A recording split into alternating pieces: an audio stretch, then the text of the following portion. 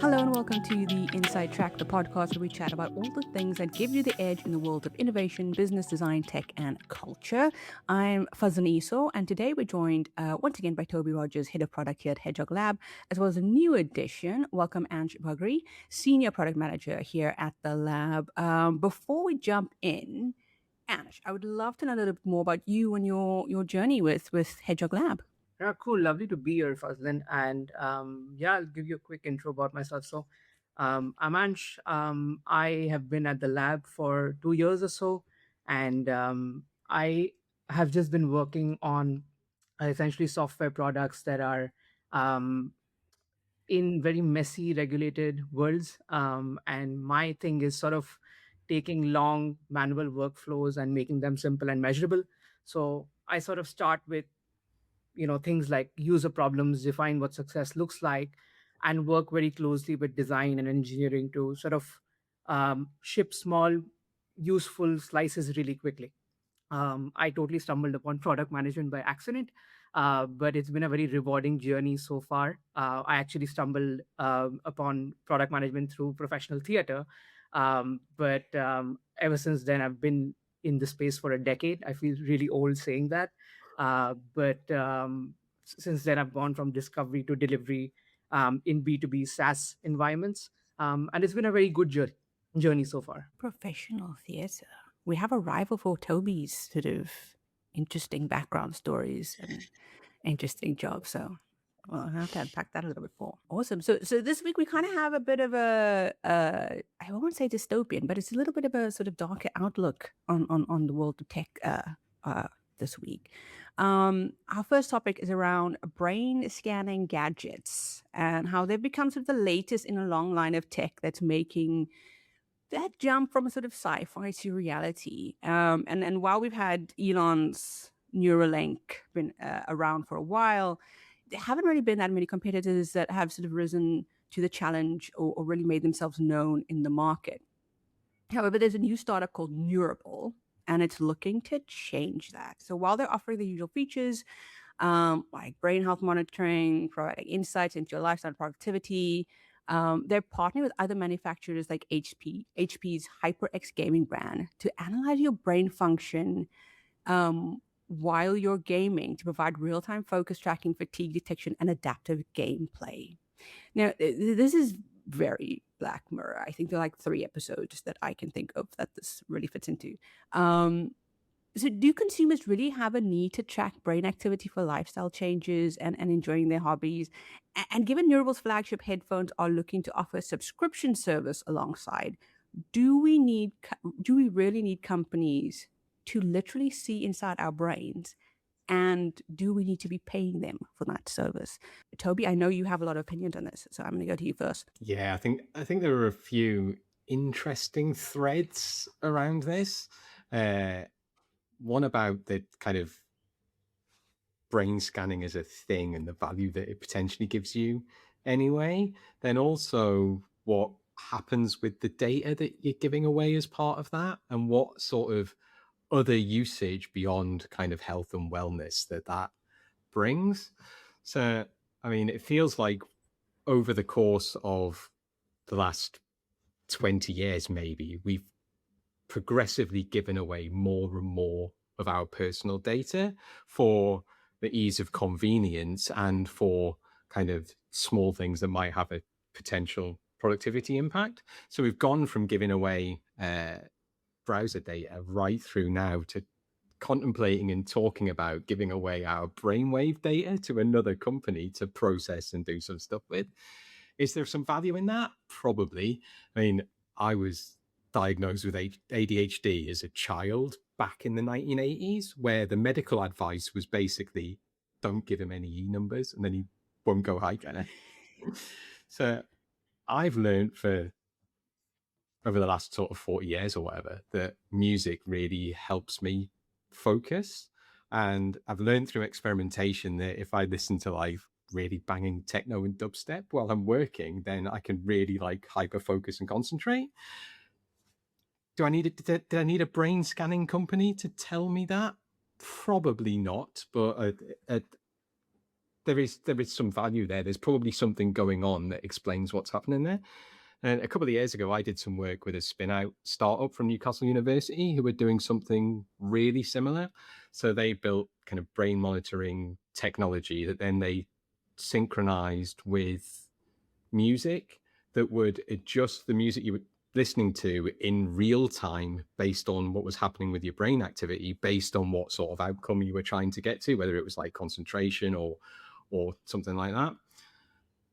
And really super interesting, but I'm not sure how much of a market there is there, in that there's a lot of expense in terms of building brain scanning tech and building it into devices to give you a little bit of an impact.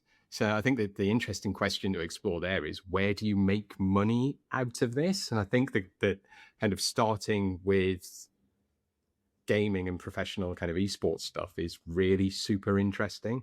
One, because it's probably not governed by the same level of scrutiny as if you're creating kind of wellness apps and putting it to that sort of health and well-being use.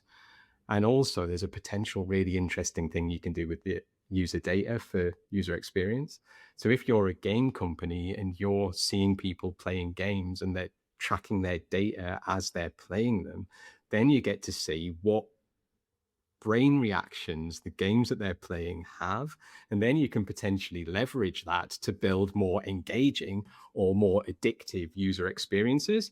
And suddenly you're kind of caught in a loop where you're potentially giving away your brain data to build more addictive digital experiences, that's where it starts going a bit Black Mirror and a bit dystopian. Obviously, we're living in interesting times, but what I'm hearing from you and from Toby also is essentially there's this company which is saying that we can read enough signal from your head in a non-invasive EEG sort of way to tell you when you're locked in, when you're drifting, when you're stressed out, and when maybe you're due a break.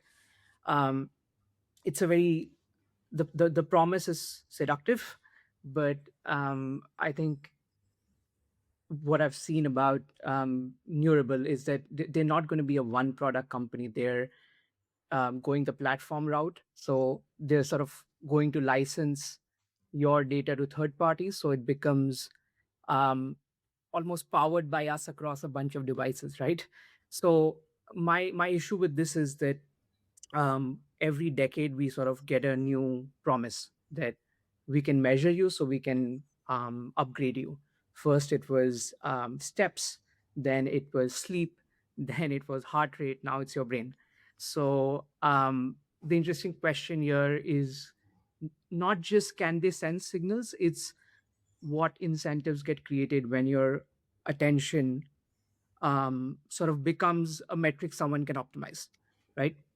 And behind the glossy demo that we're seeing, how much of this is true and who does it ultimately serve. So as a product person, I'm obviously very excited about this, but also a big skeptic, because if the signal that they are tracking is not reliable, you're basically spending tons of money on a mood ring with an app, right? And as Toby mentioned about how you're going to monetize it, I think if the business models depend on continuous data and feedback loops, the incentive is always collect more, infer more, nudge more. I'm not saying that's automatically evil, because we all want to sort of design sticky user experiences, but it's just very predictable, if that makes sense. Yeah, I totally agree. I think the thing to pick at here that Ansh kind of called out as well is the business model around this, because everything is optimized towards however you're making money out of this. And if that is about kind of the platform route and kind of leveraging the data that you're capturing, that's very different to just selling some wellness subscriptions. So while I think it's pretty kind of exciting and futuristic, but I think there's some stuff to pick out there that could be, you might not want to give away your brain data just to get better at playing Fortnite. Yeah, and just to pull on that thread a bit more, a couple of things pop into my head, right? It's the moment you give people a number, you've created excitement, but you've also created anxiety, right? We didn't need a sleep score until somebody gave us one. So suddenly we're like, I don't know, I'm at a 68 last night, so I'm basically deceased. So I don't know how I feel about that. Brain metrics will be similar in the sense that directionally useful, sure, but individually probably very noisy, right? So and noisy numbers don't stop people; they just create a new kind of anxiety. So I know that we'll be touching upon some other topics today also that sort of touches on this. But I think the the first product here with this will not just be the headset. It'll be how should I put this? Almost a new kind of insecurity that you're building in people. So I'd like companies to think about that as well. But it's definitely exciting times as well. I think it's also interesting because I would argue that we are at an all-time low in terms of trust when it comes to these big tech companies. So it's interesting that the next step is sort of inside your brain, because I think we're already a little bit wary of the data we give. That's just, oh, they know where I am always, they know what I'm buying always, they know who I'm engaging with always. Now it sort of feels like they're gonna know what I'm thinking always, and I think that kind of reaches a little bit into sort of 1984 thought police territory very quickly. And the sort of route to misuse for me feels very very real and very sort of something that will come into play very quickly. I think we've seen it with like eye tracking software for businesses who have remote workers, where they're sort of trying making sure that people are staring at the screen. um, so it does feel like it's, you know, if you have a bunch of workers in a factory and you want to make sure that they're focused all the time, you're literally able to see whether or not they're focusing on their jobs or not doing what they're supposed to be doing. And I think that becomes very scary very quickly, in my mind.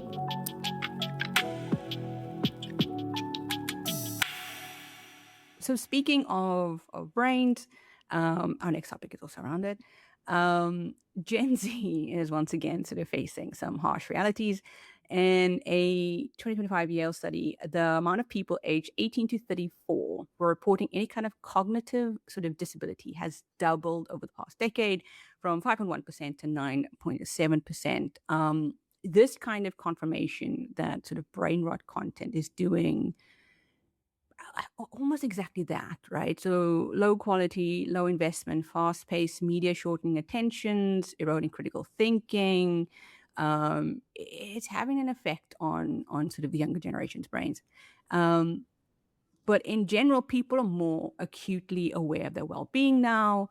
Potentially mean that more people are self-reporting than in the past because of their exposure. I think this is the typical sort of, when people are aware of a thing, they tend to notice it. So the question is, do you think that this type of thing is awareness, so self-diagnosis, or is it actually, are we actually seeing damage due to sort of brain rot content? And is it, or is it maybe a combination of the two? I do think that to a certain extent it's a combination of the two things because it's very easy to label tech as evil. A lot of people I talk to when I tell them the kind of work I'm doing, the first sort of emotion I get from them is it going to take my job? It is evil.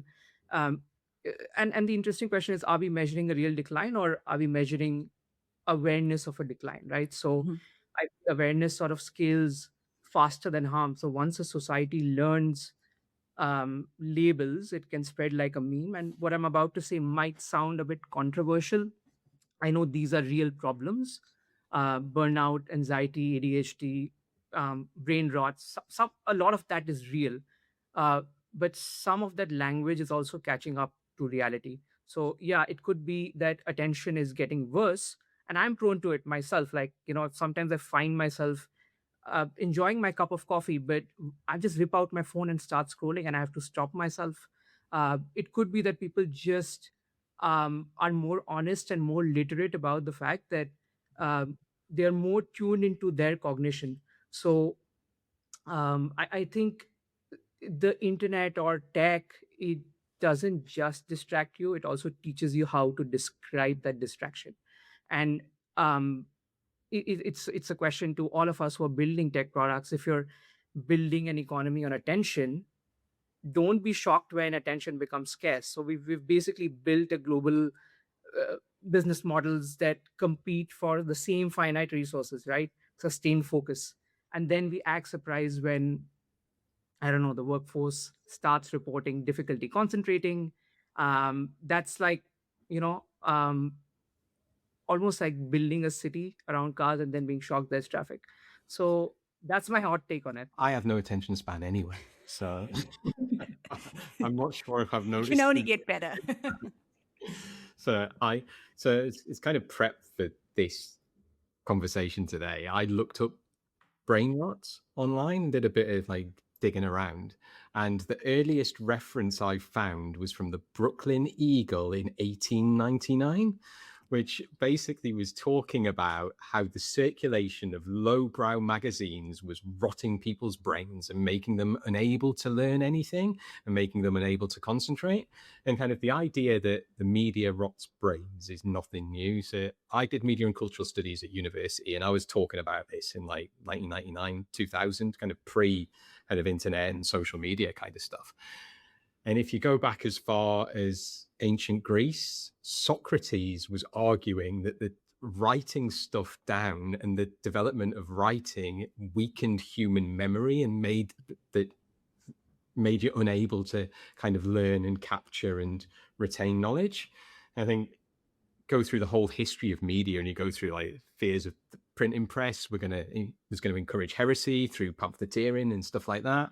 There are loads of 18th century moralists talking about how novels were overstimulating the imagination of women and weakening their rational faculties and stuff. And then cheap newspapers in the 19th century were destroying serious reading. Then you've got radio, television, video games, the internet, social media. So I'm probably just about late generation X. So for me, it was MTV. I'm the MTV generation. My mind was rotted in the 1980s. But I think there's that whole sort of moral panic side. But I think dismissing that lets tech companies off the hook. And while, yes, we're probably like over exaggerating the impact of media on kind of attention and stuff like that, but that doesn't mean tech companies don't have a responsibility to make sure that doesn't happen. And I think if you are engineering user experiences for attention, like Ansh says, you can't be surprised when that attention kind of dissipates because of all the stuff that you've got going on. And I think what makes a difference is how intimate media is now. Like Ansh is talking about like pulling out his phone and scrolling stuff. I do that all the time, and be stood in a queue at supermarket and be scrolling through social media. And I think that relationship makes it different. Like if you were a newspaper editor in the 19th century, you couldn't like A/B test headlines in real time to drive engagement with your readers. That relationship is different. And I think there's also more of an awareness of kind of the impact on our neurodiversity and well-being and stuff. So yes, we probably are kind of seeing over-reporting, but I don't see that as necessarily a bad thing.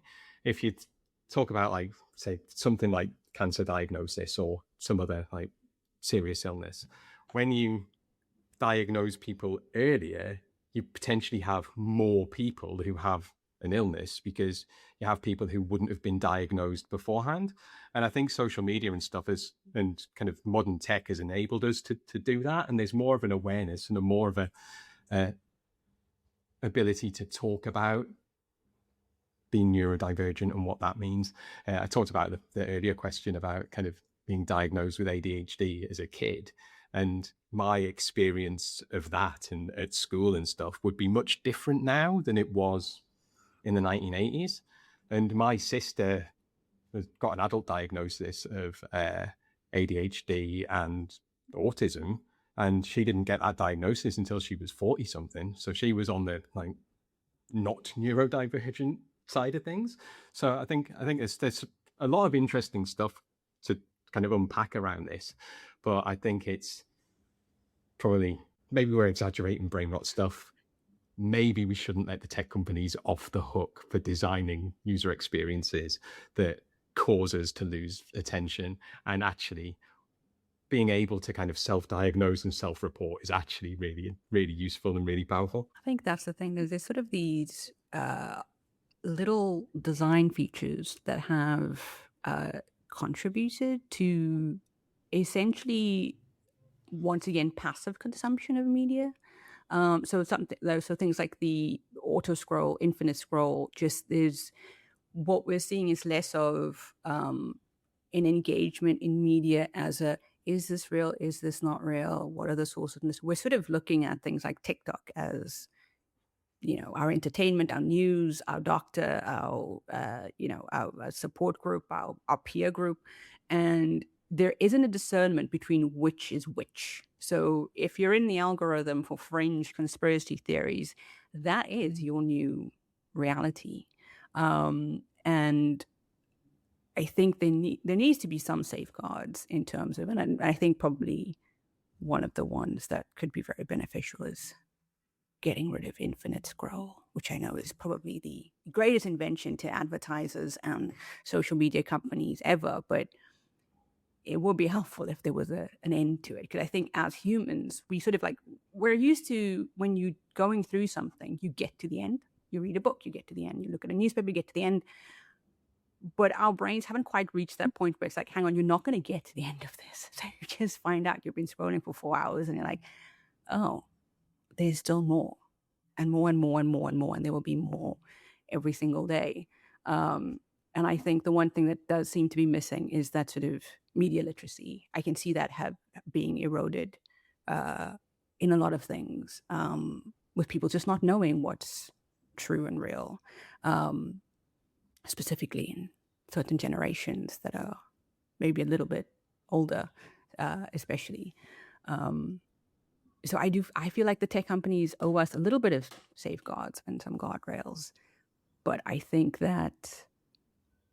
do think that self-diagnosis is one of those things that is very necessary, because not everybody has the ability to get a proper diagnosis of things, and so and ability, I mean like means, because it can be a costly affair. But also, I think it's important that we are sort of self-aware and do know what's happening in our brain and how we think and all of those sort of things. I think it's quite interesting talking about like it impacting different generations, though.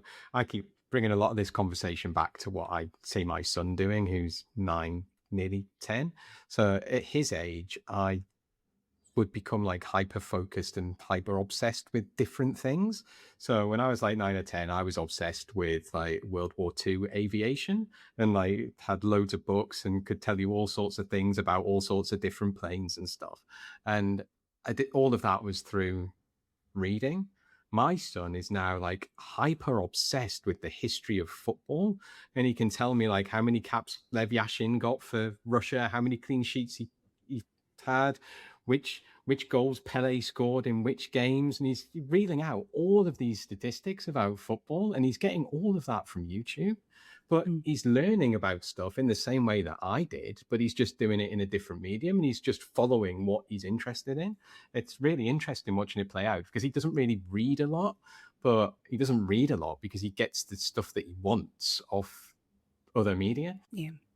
I don't know if you guys have seen that. There's a couple of videos going around where they're getting these, I think they're like 14-year-olds to read things, and they're just like certain words, they just don't. And silhouette, extraordinary, I think one of the words is gauche, and they're just like, I've never seen this word, don't know this word, don't.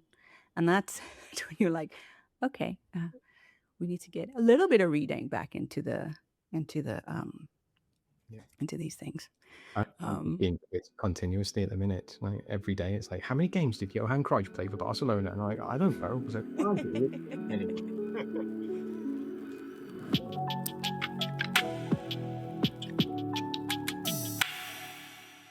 So on to our next topic. Google is continuing to grow at all costs, and AI has obviously supercharged that mission. I think it'll forever be known as the search engine. I don't know anyone who doesn't use Google at least sometime during the day. But his strategy of throwing things against the wall and seeing what sticks for decades now has given it a legacy of forever expanding its product line and then very quickly abandoning so many products. I think if we can, off the top of my head, name just a few. And it feels a little bit like an identity crisis. So a product tracker killed by Google reached the milestone of 300 products axed just this year, ranging from app services to even their own $500 million loss to break into the video game market with Stadia. So there's no doubt that Google is considered one of those too big to fail companies. But by trying everything and by trying to be everything to everyone, are they just setting themselves up for failure? And is this a classic example of overextending to just overextend? Like, it does a lot of things really well. It doesn't need to do everything. And if we all focus on just doing the things we do well, really well, is that a better option? Or should we always be looking to expand and build out new things? I was having a look through that list of axed Google products, and I still haven't got over the fact that they killed Google Reader, and that was like 13 years ago. That's still one of my favorite apps of all time.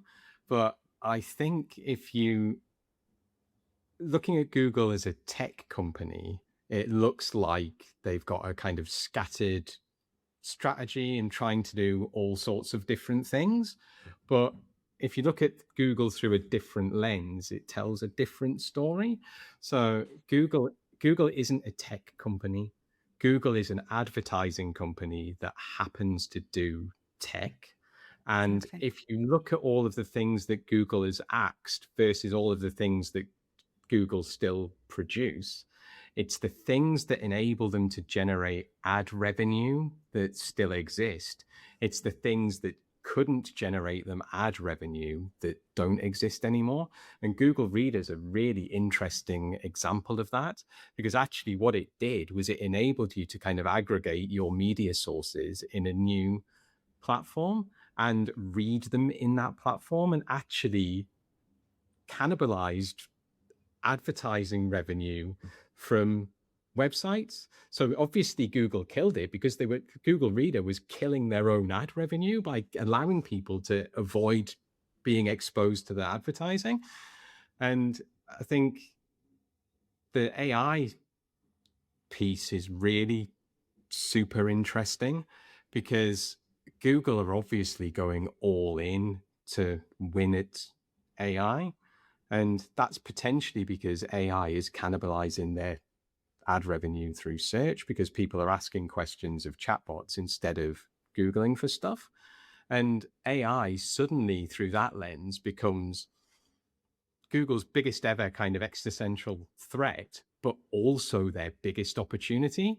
Because if Google win at AI and we're having really intimate conversations with Google's chatbots about our lives and stuff that we're doing, that becomes the most powerful advertising data that they've ever had. So suddenly that becomes super powerful. So that's, you can see that that's why Google wants to win at AI. But then when you have the question about too big to fail, no companies are too big to fail. This is probably feels like a defining moment for Google, which shapes the rest of their future as an organization.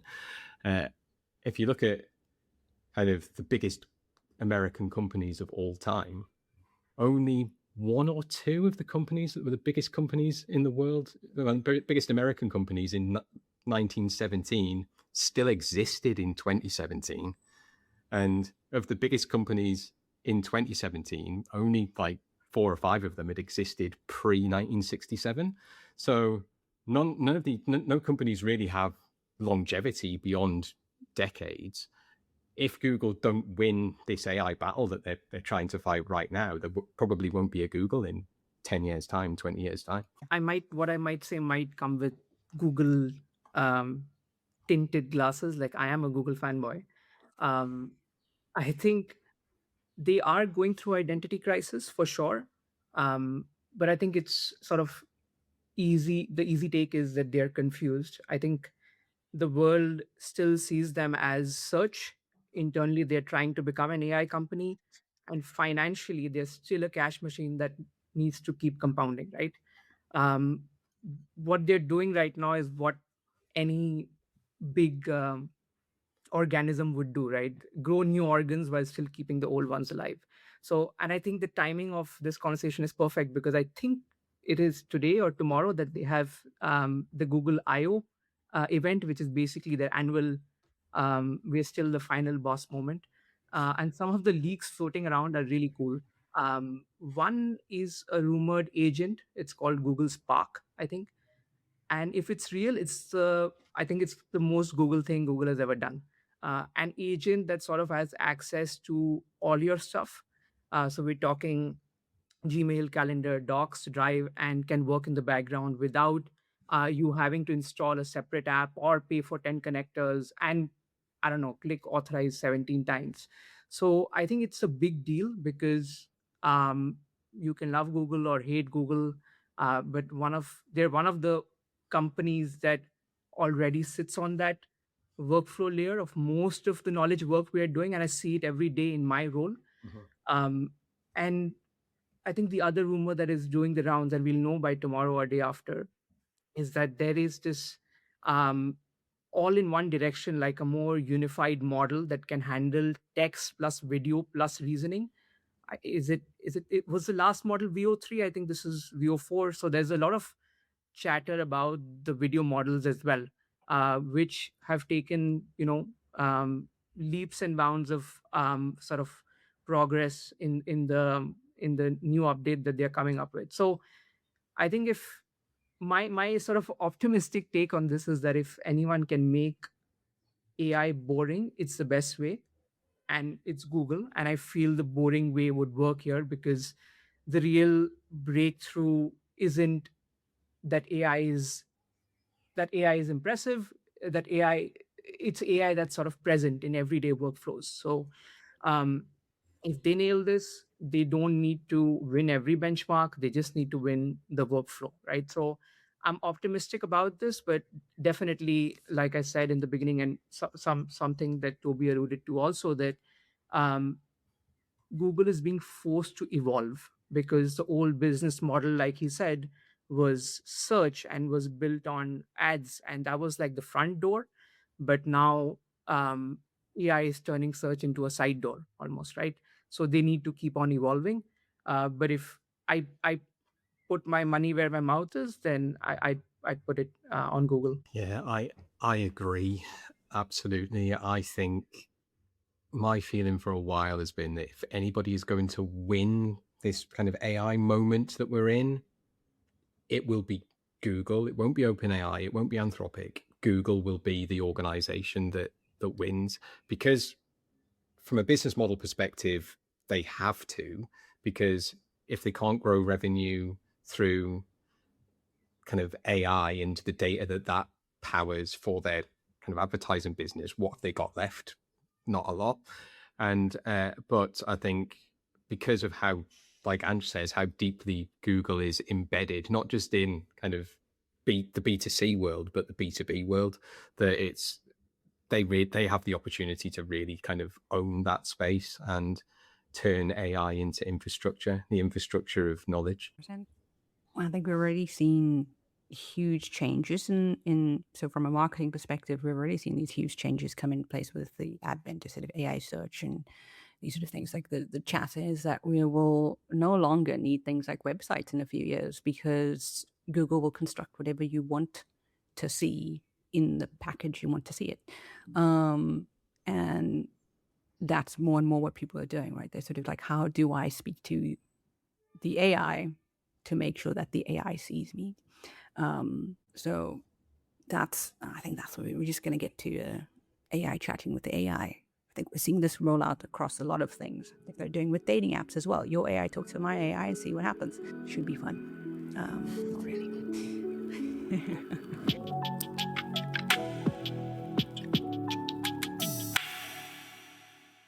Awesome. So to finish the pod, we always do a little bit of a cultural pick of the week. So this is the thing that has inspired you this week: music, film, TV design, a book.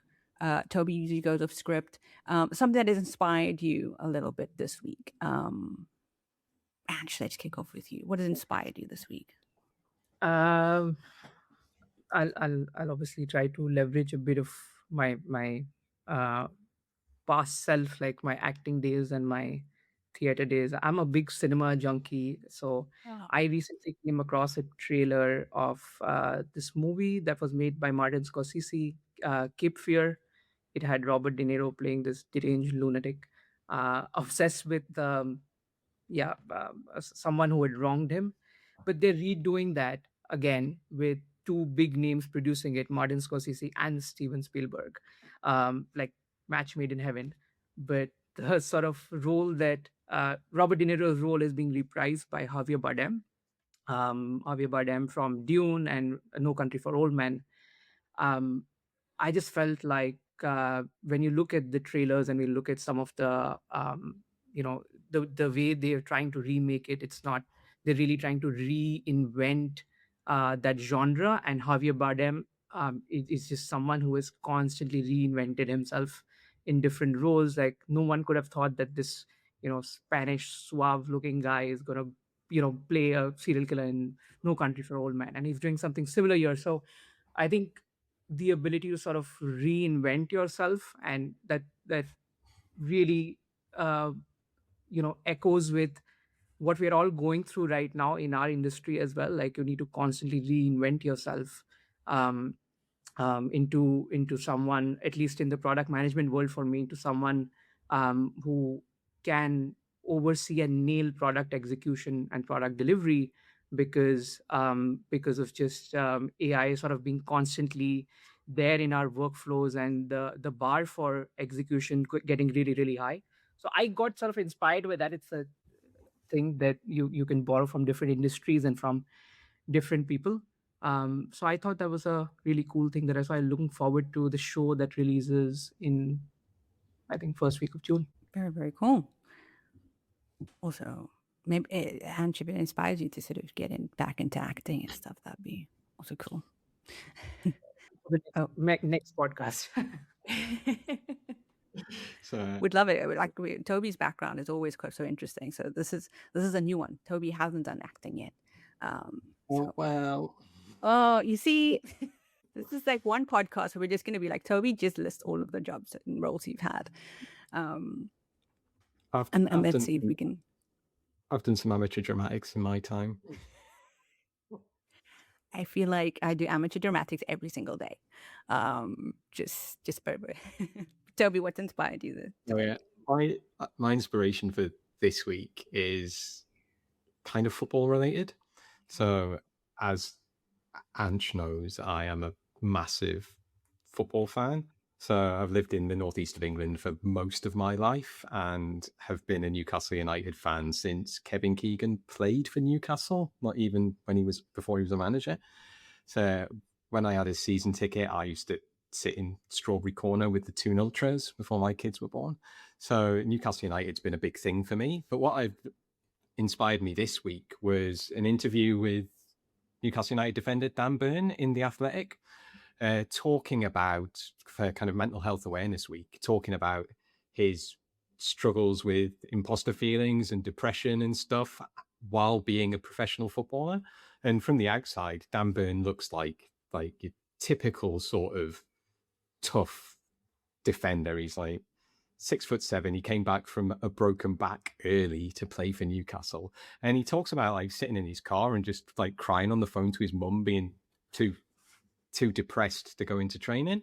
And I think for a city that's so obsessed with football, having a role model talking about those things is super powerful. So one of our charity partners is a suicide prevention charity in the Northeast called If You Care Share. And one of the stats that they were talking about is something like suicide is the biggest killer of men in the UK under 50, and is even a bigger thing in the Northeast. So having someone talking about that and raising awareness about that in something that people are really kind of passionate about here is super powerful. I thought it was a great article and a great interview, and some great photos of him sat in Lees's Park next to St. James's. Very cool. I think I've been inspired by sort of just going outside and experiencing the world. It sounds very country. But I went surfing yesterday morning and I was just like, it's just nice to just I can't take my phone out there. I can't, I don't have my Apple Watch on, and I mean I probably could if I really wanted to, but like it's one of those things where you're just in the moment, and that's the only thing that you can really experience. And I think we need a little bit more of that, where it's sort of like away from everything else and you're just sort of enjoying nature in some way, or just enjoying outside. You guys are lucky you're going into summer now. So just enjoying the sunshine, I think. Step outside, enjoying the sunshine a little bit. So thank you both for joining us. Thank you for everyone who's listening. To find out more about our sessions, our briefings, our product builders, or the network ahead, head on over to our website, our social channels, and of course, follow this podcast for more. Thank you and see you next time.